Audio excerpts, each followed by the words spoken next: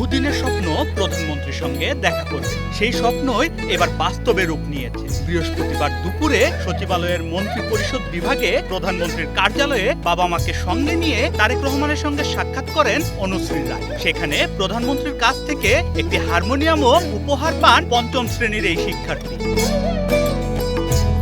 গত 15 জুলাই বাংলাদেশ 3 মন্ত্রী সম্মেলন কেন্দ্রে জাতীয় প্রাথমিক শিক্ষা পদক গ্রহণের সময় প্রধানমন্ত্রীর উদ্দেশ্যে একটি চিঠি লিখে সেটি প্রধানমন্ত্রীর এক কর্মকর্তার হাতে তুলে দেয় রংপুরের এই মেয়ে। সেই চিঠিতে সঙ্গীতের প্রতি নিজের ভালোবাসার কথা লিখেছিল সে। জানিয়েছিল তার একটি হারমোনিয়ামে খুব প্রয়োজন, কিন্তু পরিবারের আর্থিক সামর্থ্য না থাকায় সেটি কেনা সম্ভব হচ্ছে না। পাশাপাশি প্রধানমন্ত্রীর সঙ্গে একবার দেখা করার ইচ্ছাও পোষণ করে সে।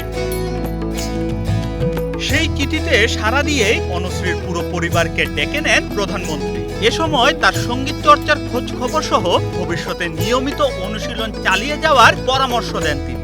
এবছর জাতীয় প্রাথমিক শিক্ষা পদক 2026 প্রতিযোগিতায় দেশের গানে প্রথম এবং নজরুল সঙ্গীতের তৃতীয় স্থান অর্জন করে অনুশ্রী।